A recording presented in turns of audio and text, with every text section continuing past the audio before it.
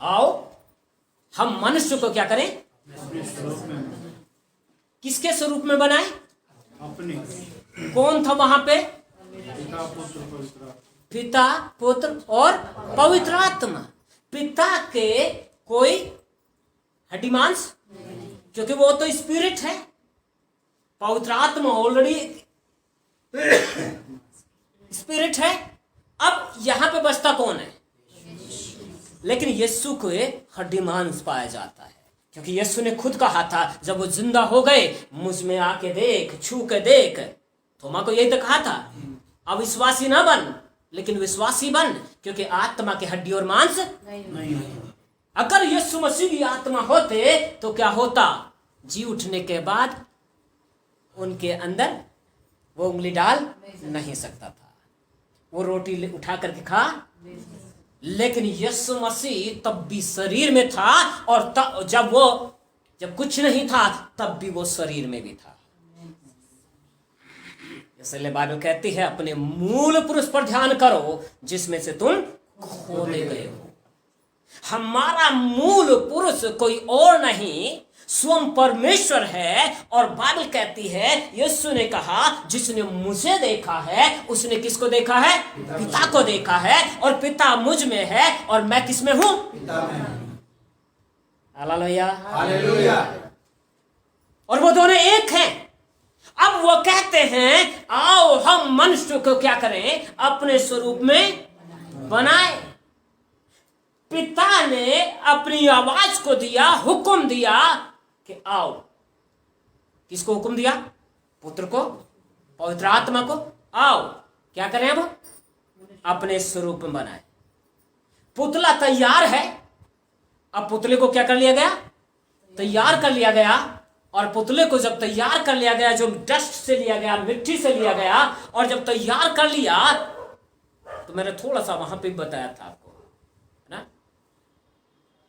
जब तैयार कर लिया तो अब उसके ऊपर, इसको समझने के लिए उत्पत्ति पहला अध्याय और उसके दूसरे पद को पढ़े, देखिए क्या लिखा हुआ है।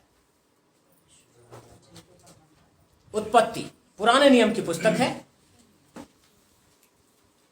पहला अध्याय और उसके दूसरा पद, जोर से पढ़िए। बेडौल और सुनसान पड़ी थी। पृथ्वी बेडौल और क्या पड़ी है, अभी ये पुतला बेडौल और सुनसान पड़ा है। क्या पड़ा हुआ है, उसमें कोई जान नहीं है, उसमें कुछ भी नहीं है। अब ये बेडौल और सुनसान पड़ा है। एक एक सिर्फ उसको क्या किया गया है, आर्किटेक्ट के समान उसके चित्र को बनाया गया है, एक कुम्हार के समान उसके पुतले को जो है बनाया गया है।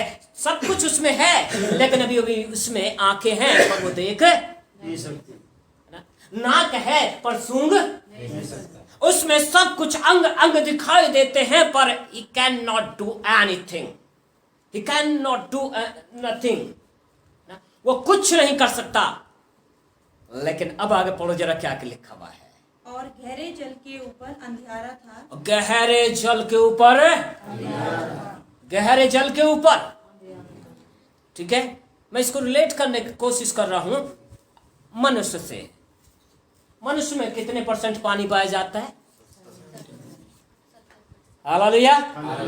पृथ्वी को परमेश्वर ने बनाया कितने हिस्से से, पूरे हिस्से में पानी पानी है, लेकिन परमेश्वर ने पृथ्वी को क्या कर दिया, सिर्फ एक हिस्से को क्या बनाया, सूखी भूमि बनाया, और बाकी में पूरी पृथ्वी पे क्या है, पूरे इसमें संसार में क्या है। लेकिन यहां क्या कर दिया, अब थोड़ा समझिए इसको जो है। यहोवा रे शेखिम दिया लोग, इस मिट्टी को परमेश्वर ने क्या किया, पूरे ब्रह्मांड में से लिया और ब्रह्मांड में से सिर्फ एक हिस्से को क्या ठहरा दिया, सूखी भूमि ठहरा दिया, पृथ्वी ठहरा दिया। लेकिन जब वो अपने लिए कुछ करना मांग रहा है, अपने निवास का स्थान बनाना मांग रहा है, तब उसने एक अलग चीज करी है। आपको प्रकाशन दे रहा हूं अभी, लाइव प्रकाशन। रे सो मोरो कोरोलाबा, क्या किया, उन्हें चेंज कर दिया। क्या किया, 3 हिस्से पानी है, लेकिन एक हिस्सा क्या है, सूखी भूमि है। पर परमेश्वर ने क्या किया, अपने निवास के स्थान को बनाने के लिए, इस पृथ्वी पे कंट्रोल रखने के लिए इसको उल्टा कर दिया। अब 3 हिस्से क्या डाले गए इसके अंदर? ओ रे शेखिम रो सबारा यीशुआ। मिट्टी को लिया, पर मिट्टी का क्या किया? सिर्फ एक भाग उठाया, और 3 भाग किसके उठाए? जो ज्यादा थे। समझ पा रहे कुछ? पृथ्वी पे कंट्रोल करने के लिए परमेश्वर ने पृथ्वी को सिर्फ एक हिस्सा भूमि ठहराया, पर 3 हिस्से पानी इस ब्रह्मांड पे रहने दिया। पर जब उसने मनुष्य को बनाया तो उसने 3 हिस्से पानी ले लिया और 1 हिस्सा मिट्टी छोड़ दिया। रे शुकुम्रा से यथो। हालेलुया। आप अपनी आइडेंटिटी को पहचानिए। आपको परमेश्वर ने अपना पुत्र ठहराया है, पर ऐसा वैसा पुत्र नहीं ठहराया, ओ हालेलुया, कि ये ब्रह्मांड आपको डराने लग जाए।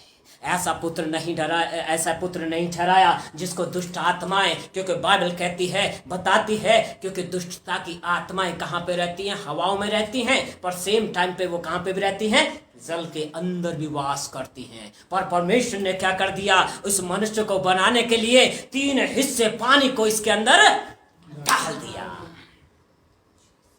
हालेलुया। 3 हिस्से पानी को डाल दिया, ताकि 1 हिस्से पे ये क्या करे?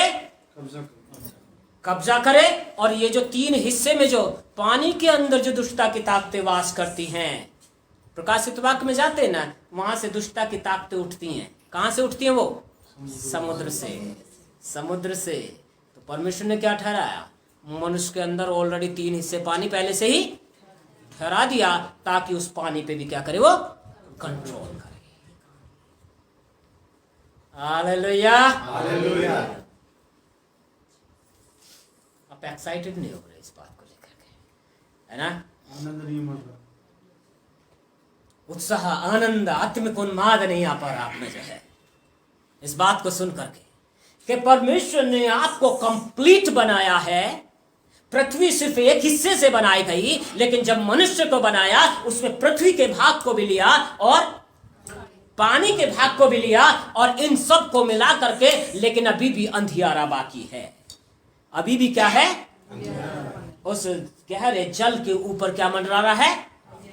अंधियारा है। पर अब इस अंधियारे के ऊपर कुछ आता है। पढ़ो जरा। तथा परमेश्वर का आत्मा जल के ऊपर मंडराता था। और परमेश्वर का आत्मा क्या कर रहा है? अब इस जल के ऊपर मंडरा रहा है।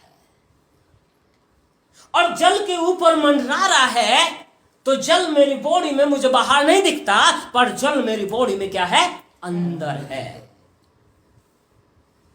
जल कहां पे है? मेरी शरीर के अंदर है, बाहर नहीं है। ये मेरे शरीर के अंदर है।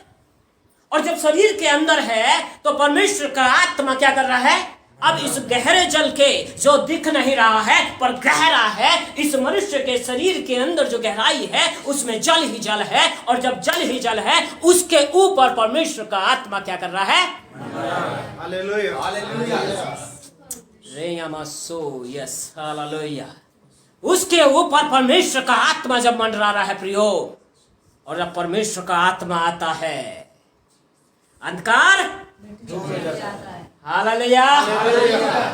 सो आपके जीवन के अंदर, आपके शरीर के अंदर, आपकी आत्मा में कितना भी अंधकार क्यों ना हो, आपके जीवन के अंदर दुष्टता की ताकतें कितने भी बंधन लेके क्यों ना बैठी हो, आपके जीवन के अंदर अगर अभी भी अंधकार में बड़ा हुआ है, तो याद कर लीजिए परमेश्वर का आत्मा आपके जीवन पे मंडरा रहा है, जो हर बंधन को तोड़ने के लिए तैयार है।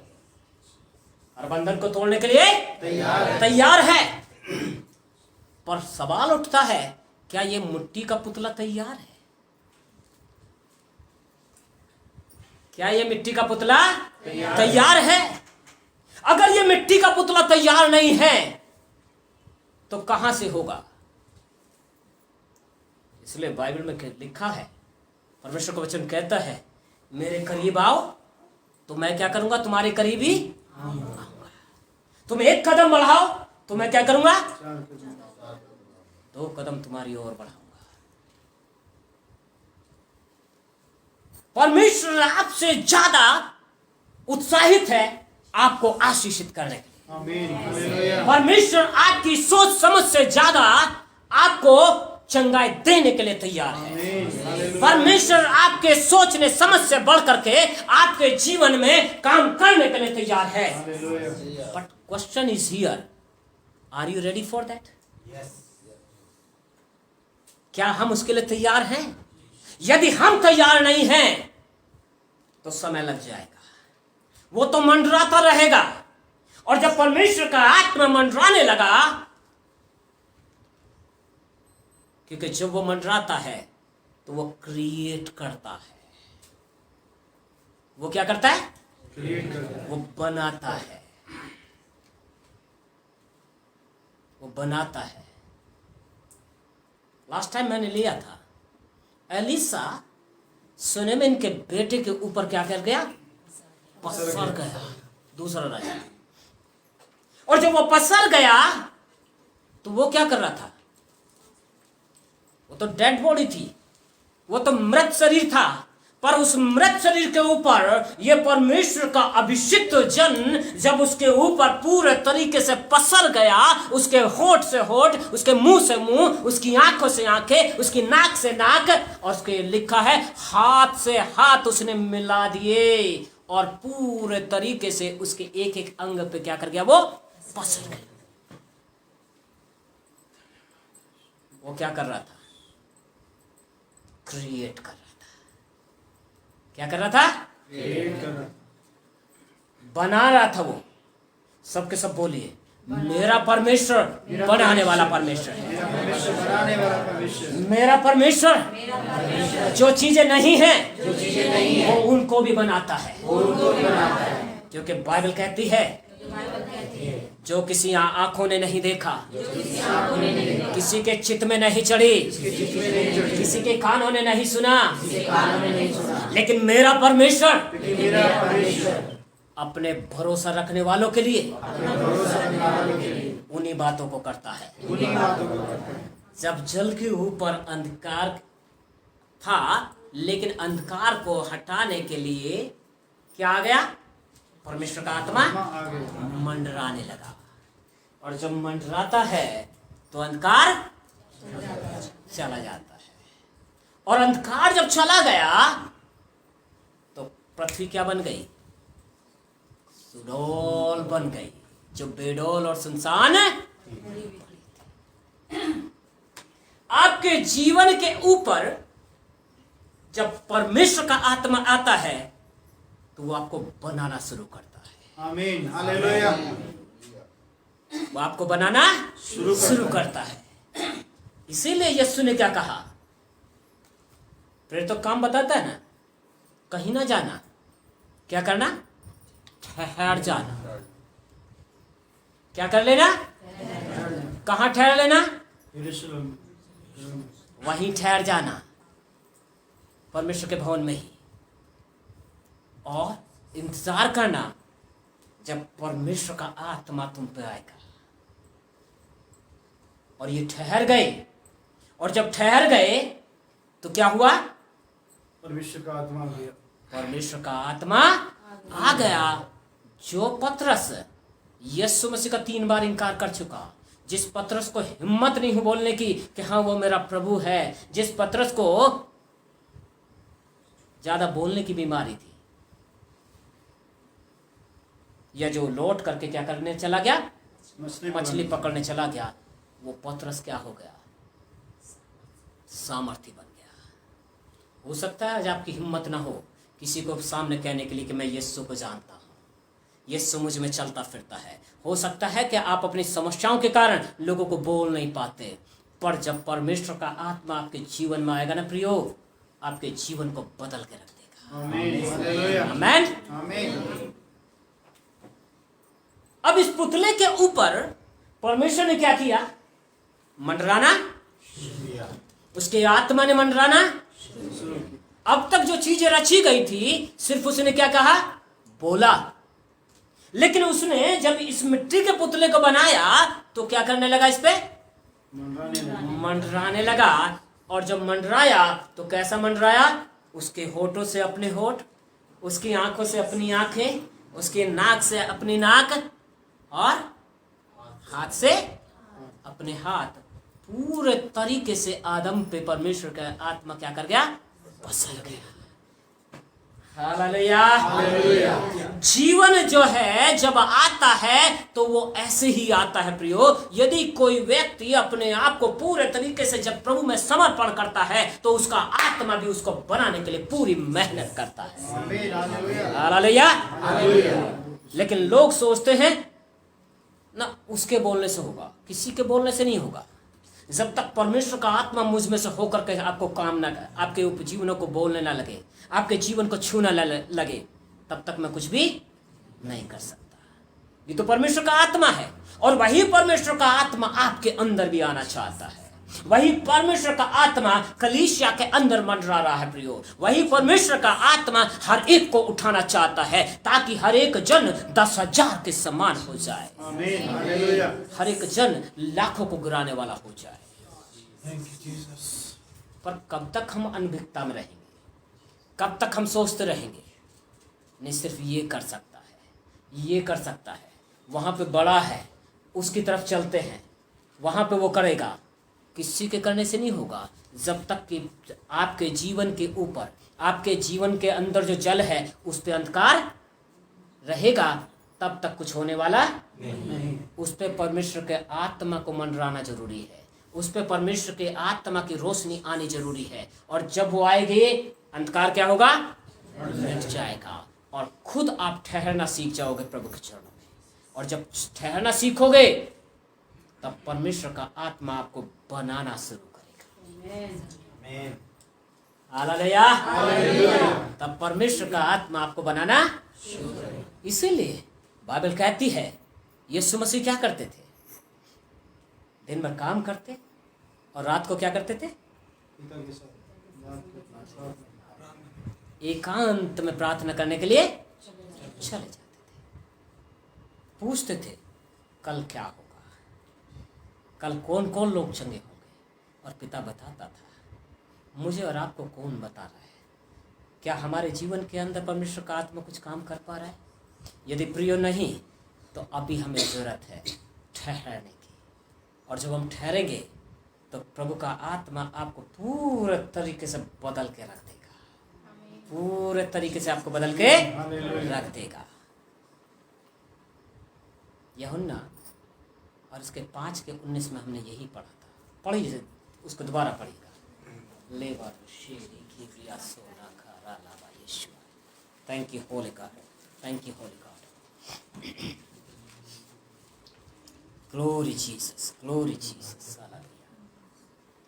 पढ़िए जोर से, कोई भी जाए जिसको मिल गया। इस पर यीशु ने उससे कहा, हाँ, मैं तुमसे सच सच कहता हूँ, पुत्र आपसे कुछ नहीं कर सकता, पुत्र आपसे कुछ नहीं कर सकता, केवल वह जो पिता को करते देखता है, केवल वह जो पिता को करते देखता है। अब जरा इसका 26 पद पढ़िए देखिए। क्योंकि जिस रीति से पिता अपने आप में जीवन रखता है, जिस रीति से पिता अपने आप में जीवन, न केवल मुझे और आपको इस बात को सीखना पड़ेगा कि जैसे यीशु ने पैशन लिया कि वो अपने आप से कुछ नहीं किया, लेकिन उसने पिता को करते जो देखा वही बात को उसने किया। अब ये कहता है जैसे पिता अपने में क्या रखता है, जीवन रखता है, उसी रीति से उसने पुत्र को भी यह अधिकार दिया है। हालेलुया। और जब मैं और आप उसके पुत्र और पुत्रियां हैं तो he has given us authority। किस चीज का अधिकार दिया है? ये अपने आप में जीवन रखता अपने आप में जीवन। है। क्योंकि जो आपके पास होगा वही आप लोगों को देंगे। अगर जो आपके पास नहीं है तो आप लोगों को वो दे। सो हमें क्या करना है? कौन सा अधिकार रखना है? जीवन देने का अधिकार। और यीशु ने एक बात कही है, मत्ती में कहता है इस बात को, अभी पढ़वा नहीं रहा हूं। अगर तुम किसी के जीवन में एक घड़ी नहीं बढ़ा सकते, मतलब वो आदमी मरने पे है और वो कहता है कि अगर उसके जीवन में तुम एक घड़ी नहीं बढ़ा सकते, जो कि सबसे छोटा काम है। कैसा है? सबसे छोटा काम। हम क्या सोचते? इसको सबसे बड़ा सोचते और बाकी दुष्ट आत्माओं को निकालना, दूसरी चीजों को करना, इनको हम बड़ा समझते हैं। लेकिन बड़ा काम क्या है? प्रभु की नजर में क्या है? प्रभु कहता है सबसे छोटा है ये। किसी के जीवन खत्म होने जा रहा है, वो कह रहा है कि उसके जीवन में क्या कर देना? एक घड़ी बढ़ा देना। और जब तुम इस काम को नहीं कर सकते जो सबसे छोटा काम है, तो तुम फिर क्या कर सकते? अब यहां पे ये क्या कह रहा है? जिस रीति से पिता अपने में क्या करता है? जीवन को रखता है, उसी रीति से उसने पुत्र को भी यह अधिकार दिया है कि वो अपने में क्या करे? अपने में जीवन रखे। Now think about it. अब इस विषय पर सोचिए जरा। हम अपने आप को जांचे, क्या मैं जीवन रखता हूं? क्या मुझ में जीवन है? क्योंकि जब मुझ में जीवन होगा तो वो जीवन के जल की नदी क्या होगी?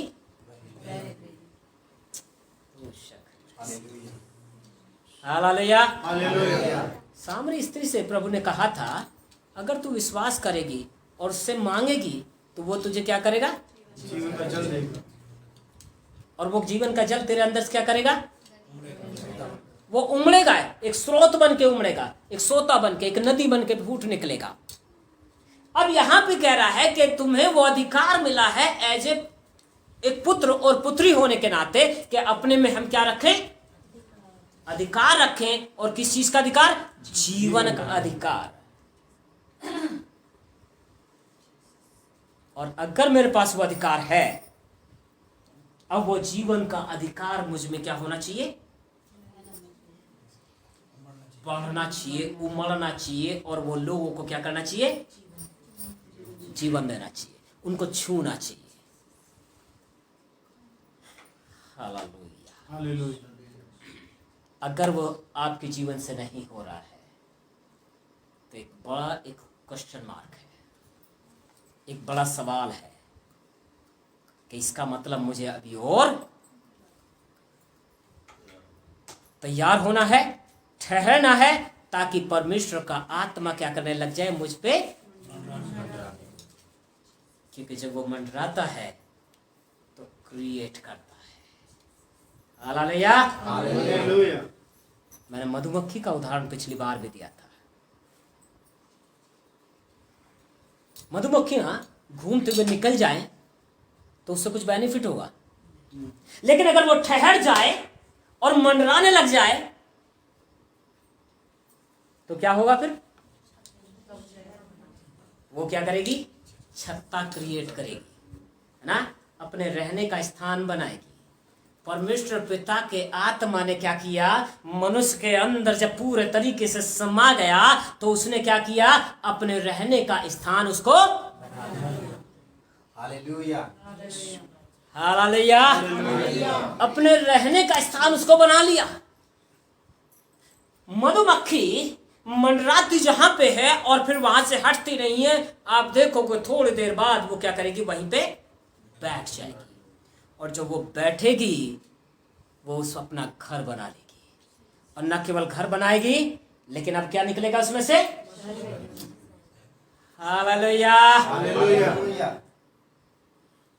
परमेश्वर का आत्मा जब यीशु मसीह को आपने जान लिया, वो आप में आ गया। और जब वो आप में आ गया, अब उसको क्या करना चाहिए? बढ़ना चाहिए। वो बढ़ता जाना चाहिए। और आप क्या हो जाना चाहिए? क्योंकि मधुमक्खी जहां बैठती है, जिस डाली पे बैठती है, उसको पूरे तरीके से कवर कर लेती है। परमेश्वर का आत्मा आपको क्या कर लेना चाहिए? पूरे तरीके से। हालेलुया। और जब वो कवर करेगा, आपको अंदर बाहर पूरे तरीके से कवर करेगा, तो आपके अंदर से क्या होंगे? Fruits, gifts.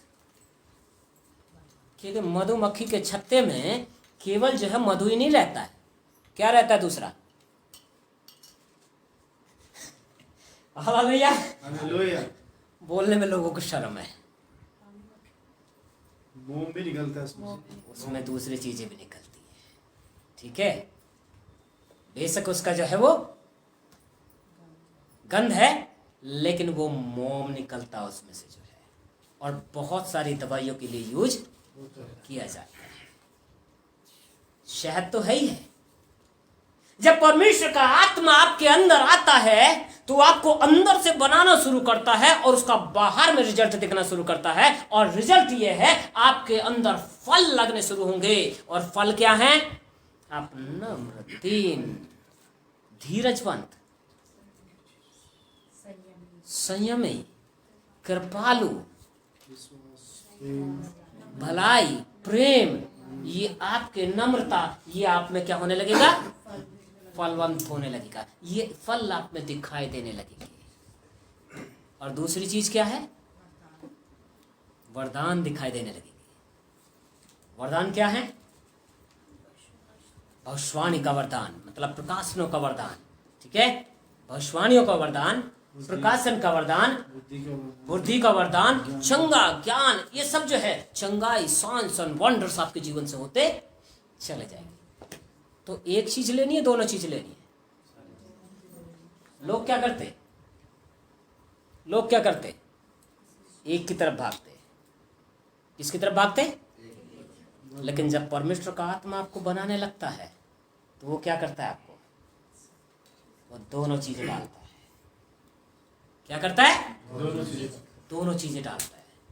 मधु भी निकलना चाहिए और मोम भी निकलना चाहिए। आपके अंदर गिफ्ट भी चलने चाहिए, ऑपरेट होने चाहिए, और फ्रूट, फल भी दिखाई देने चाहिए। दोनों चीजें ऑपरेट होनी चाहिए। और जब दोनों चीजें होंगी, जितना फल आपके अंदर होंगे उतना गिफ्ट उसी ही पावर के साथ आपके जीवन से रिलीज होंगे, बहेंगे। हालेलुया। हालेलुया। इब्रानियों की पुस्तक पे चले जाए, उसका दूसरा अध्याय। इब्रानियों की पुस्तक, उसका दूसरा अध्याय।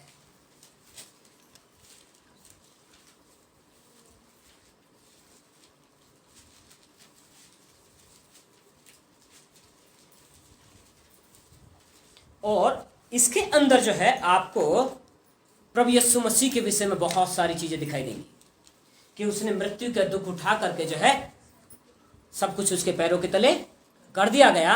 पर 10वां पद कुछ कहता है, 10वां पद कुछ कहता है। लेकिन उससे पहले कहां से शुरू करें? हम 9वें पद से शुरू करें। पढ़िए, देखिए क्या लिखा है इब्रानियों 2 अध्याय और उसके 9 और 10 पद को। पर हम यीशु को जो स्वर्गदूतों से कुछ ही कम किया गया था, और हम यीशु को जो स्वर्गदूतों से कुछ ही कम किया गया था, क्योंकि उसको शरीर में भेजा गया इसलिए कम किया गया। हाँ, मृत्यु का दुख उठाने के कारण हाँ, महिमा और आदर का मुकुट पहने हुए देखते हैं, महिमा और आदर का मुकुट पहने हुए देखते हैं। हाँ, ताकि परमेश्वर के अनुग्रह से वह हर एक मनुष्य के लिए मृत्यु का स्वाद चखे। किसके लिए? हर एक मनुष्य। हर एक मनुष्य के लिए। कोई जाति नहीं है, कोई धर्म नहीं है, कोई रेस नहीं है। हर रंग, हर रूप, हर कौम, हर जाति के लिए जो है उसने क्या कर लिया? मृत्यु का स्वाद चख लिया। और काहे के लिए चखा? क्योंकि जिसके लिए सब कुछ है और जिसके द्वारा सब कुछ है, उसे यही अच्छा लगा। जिसके लिए सब कुछ है, किसके लिए सब कुछ है? यीशु के लिए। और जिसके द्वारा सब कुछ है, किसके द्वारा सब कुछ है? यीशु के द्वारा। और यही अच्छा लगा, उसे यही अच्छा लगा कि जब वह बहुत से पुत्रों को महिमा में पहुंचाए। बहुत से पुत्रों को, ठहर जाइए अब यहाँ पे जाए, बहुत से कहां पहुंचाए?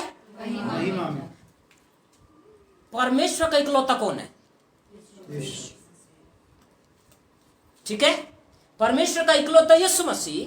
पर यीशु मसीह की मौत ने क्या कर दिया, उसके लिए बहुत से भाई बहन इकट्ठा कर दिए। और अब ये कहता है कि उन बहुत से पुत्रों को, अब उनको केवल भाई बहन नहीं लेकिन उनको परमेश्वर के पुत्र ठहरा दिया गया है। और सेम अधिकार, सेम अथॉरिटी जो यीशु के पास थी वो किसके पास दे दी, पुत्रों के पास दे दी।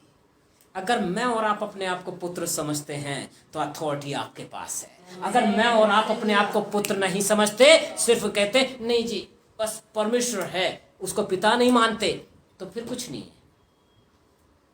क्योंकि जिस सोच में आप उसको लेके चलोगे वैसे आप बनते जाओगे। क्योंकि जैसा मनुष्य अपने में सोचता है वैसा ही वो हो जाता है, वैसा ही वो हो जाता है। और यहां पे कहता है बहुत से पुत्रों को क्या करे वो, पढ़ जरा उसमें तो नीलम को पढ़ दे।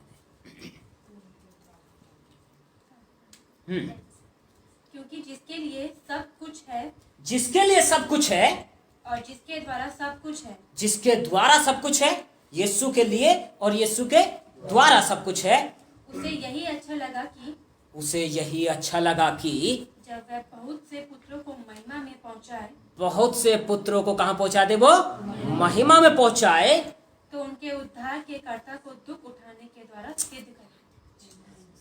हालेलुया। उनके उद्धार के कर्ता को दुख उठाने के द्वारा क्या कर दिया गया, सिद्ध कर दिया गया। यीशु मसीह पहले भी सिद्ध था क्योंकि उसी की इमेज में, उसी के स्वरूप में मुझे बनाया गया, उसी के स्वरूप में इस संसार को बनाया गया।